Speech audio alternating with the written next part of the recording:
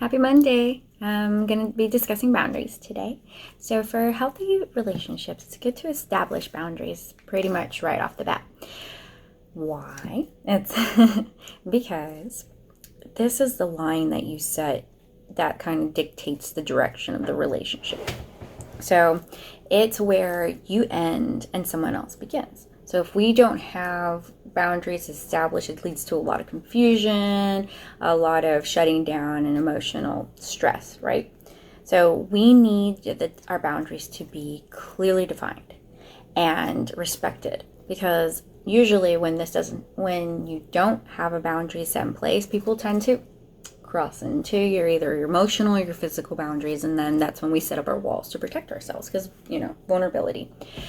And if you have good, healthy boundaries, it's okay if people cross back and forth. The reason why it's okay when you do establish boundaries ahead of time, it's because now there's mutual respect and understanding on why they're there in the first place and what you need to maintain good, healthy sense of you. We need boundaries because they increase our self-esteem, they help reduce stress and anxiety and depression, right? So why do we struggle with boundaries? Why do they fail? A lot of times they fail because they include words that are considered absolute language, right? So this is going to be always and never. So you always do this, or this needs to be done X, Y, and Z.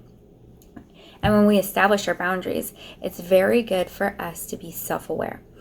This means we need to know exactly what it looks like. We know what we like, what we don't like, what scares us, and how we want to be treated. So when we are understanding of our self-awareness and what we need in our life, it's easier to kind of vocalize that to other people when we're setting our boundaries.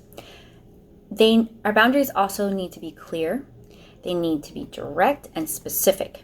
You know what you need, and this is why you need it.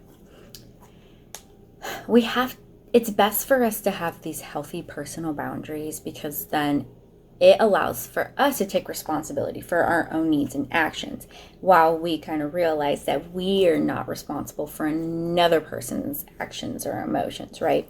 And we tend to do that. People tend to kind of take on that responsibility in their life instead of realizing, no, that's them. That's not me,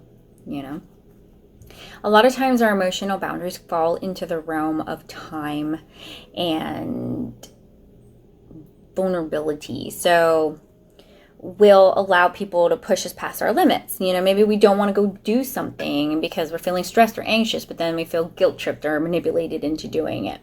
That's like a time one.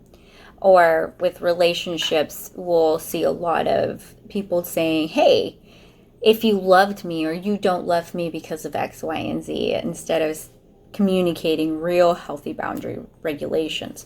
Because when you have a lot of unhealthy boundaries, they tend to make you feel like you're losing your own identity.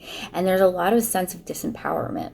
So we don't want disempowerment. We want to be empowered. We want to tell people what it is that we need in our lives to kind of move forward and have healthy dialogue, because that's exactly what it is. You're able to communicate and dialogue exactly what you need for your healthy mental health. Because remember, your mental health matters. All right, have a great Monday. Bye.